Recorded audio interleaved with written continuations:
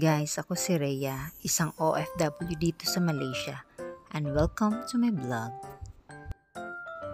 Ito yung business ni Madam guys, nagtatahi siya ng mga damit pambata.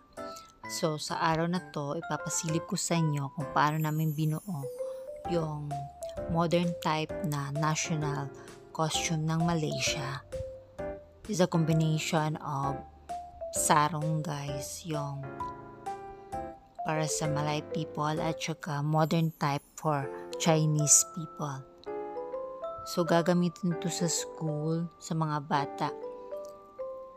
So marami po kaming sleepless night dito guys, kasi kailangan talaga tapusin sa loob lamang po ng mga 2 weeks or mga 10 araw lang yata yun. And then meron din po kami mga emergency na nag-uwi-uwi pa kami doon sa kampong. Very worth it po yung hirap at pagod guys, kasi napakaganda po talaga ng kinalabasan nito at tuwang-tuwa yung mga bata. And kahit saan kami magpunta guys, dala-dala namin yung mga damit para makatabas lang kami ng kahit isa or 2 piraso. So dinadala din namin sa kampong, dinadala namin dito sa bahay, dinadala sa kondo, kahit saan guys, dala-dala yun para lang matapos talaga yung.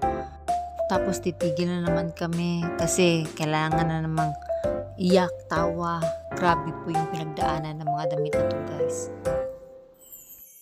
Tapos kaming tatlo ni Madam at ni Kaka halos nagkakasakit na sa araw-araw kasi sobra talaga midnight. Minsan, 2:00 na yung matatapos yung paggawa nito. Minsan, nagsisihan na din na kung bakit tinanggap yung ganitong napakalaking order kasi hindi talaga kayang tapusin guys. Pero pinaglaban talaga ni Madam. So, grabe talaga yung passion niya dito sa paggawa ng mga damit.